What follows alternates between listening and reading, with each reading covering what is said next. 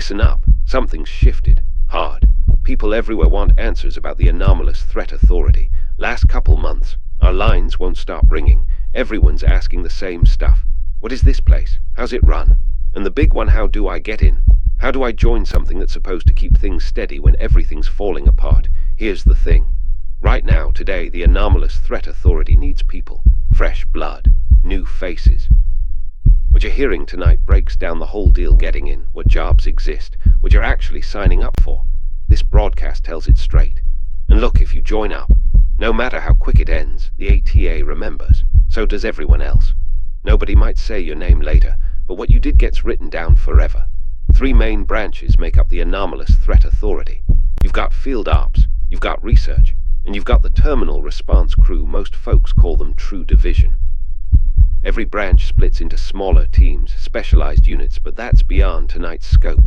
Here's what matters though. Most questions, most calls, they're all about one group, the terminal response crew. True Division doesn't get talked about much. Not in bulletins, not even inside ATA walls. What they do stays locked down tight. Up until now, we couldn't even discuss them openly. Didn't have permission. True Division pulls from specific backgrounds only. Ex-cops. Veterans who have done field work. People trained for serious fights. They're the last resort. The final option when everything else breaks down completely. Terminal response gets called when normal containment won't work anymore. When the body count climbs too high, too fast. True operators learn anomaly killing techniques inside and out. They study every recorded case, every failure, every success. The gear they carry. Best stuff ATA money can buy. True operators neutralize targets fast. Contain them faster. No second thoughts. Zero delays. Now here's reality. You can't just walk into True straight off. Standards are brutal. You need age between 25 and 35. Minimum 5 years doing field ops or actual combat duty. Sometimes they bend rules. Happen once for independent hunters working Zone 4 territory. Got families. Strong ties back home. That hurts your chances. Seen higher level anomaly events before. That helps. Makes acceptance way more likely. Get picked for True. Training takes years. Absolute years. You'll study anomaly behavior patterns until you dream them. Learn psychological triggers, response escalation models. When training finishes, operators think different. They don't see anomalies as world-ending nightmares anymore. Just problems needing solutions. Obstacles requiring removal. This mindset shift matters. Critical. Don't qualify for True. Other doors stay open. Field agents form the backbone here. The foundation. First one's responding. The Watchers. ATA eyes everywhere. Every documented anomaly exists because some field agent got close enough, saw it clearly, and walked away breathing. Field agent work doesn't need previous experience. Age range runs 18 to 44. No documented learning issues. Basic physical fitness standards met. Check those boxes. Head to your closest ATA center. Get evaluated. Field agents don't need to understand things. They don't fight. They watch. They survive long enough getting information back to base. Training hammers this home constantly. Field agents aren't heroes walking around. Nobody expects bravery against impossible things. Hard documenting courage when we're scraping remains off concrete. Field agent training runs quick but focused. They test stress limits, situational awareness levels. You'll sit through lectures covering past operations, standard response procedures, protocols. Early on, trainees meet something called the Silver Cube. Class anomalous object. Internal designation. This cube shakes every 47 seconds exactly.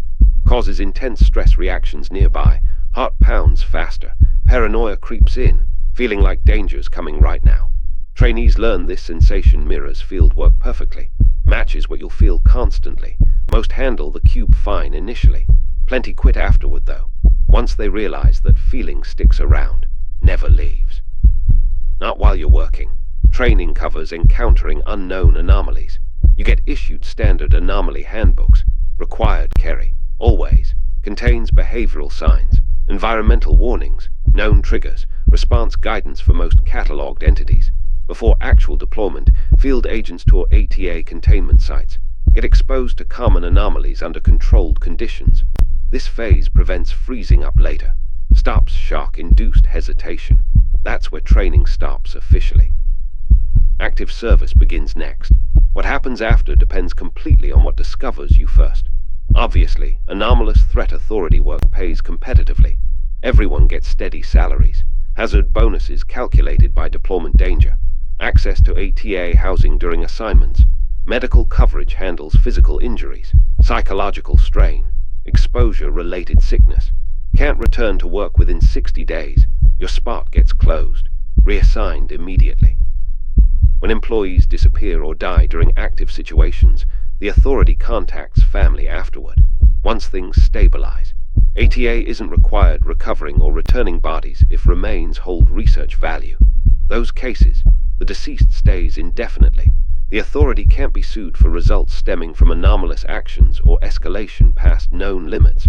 Your contributions get logged. Your hours get tracked. What's left afterward? The authority handles that. Not every Anomalous Threat Authority job requires direct contact with dangerous entities. Want contributing toward public stability without constant combat situations? Research Department offers essential work, often overlooked, often misunderstood. This department works quieter, but nearly every successful containment classification, every advisory ATA releases, exists because researchers made it happen. Research Department gathers and interprets all usable anomaly information, behavioral trends, containment possibilities, long-term living strategies, everything. These people study anomalies differently, not as dangers, as systems worth understanding. Their job means comprehending what we've discovered, figuring how we share that knowledge with regular people. Without them, field agents work blind. Containment becomes pure guessing games. Getting into Research Department proves comparatively easier.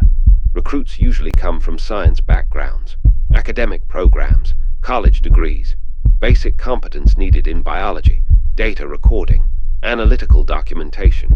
Once accepted, researchers accompany field agents during situations where anomalous activity or violence got confirmed already. Field agents focus on survival, quick reporting. Researchers need precision instead. No heavy weapons issued. You'll receive basic combat instruction though. Get equipped with high-powered tasers, specialized recording gear. When deployed, your job means entering affected areas, documenting surroundings, the anomaly itself, its interactions, everything, exhaustive detail. Primary researchers stay connected remotely, directing your attention towards specific behaviors, physical characteristics. Field agents send reports. Those accounts frequently contradict each other, get emotionally colored, unreliable. The authority can't accept vagueness here. You provide clarity. That's your purpose. Primary researchers themselves never enter dangerous zones. They're considered irreplaceable resources, simply can't be risked in hazardous locations. Joining this level isn't possible through normal applications. Primary researchers get selected from people with serious experience already, usually after years doing field research, independent anomaly investigation, advanced biological studies. Many enter research hoping they'll reach this rank eventually. Statistics show most don't survive long enough making it. This wraps our breakdown of internal organization and working positions within the Anomalous Threat Authority. Want us covering actual cases next? Sharing real accounts from ATA agents themselves? Drop a like on this broadcast. Tell us down in comments below. Eyes on Channel 7 is signing off. Stay home, stay safe.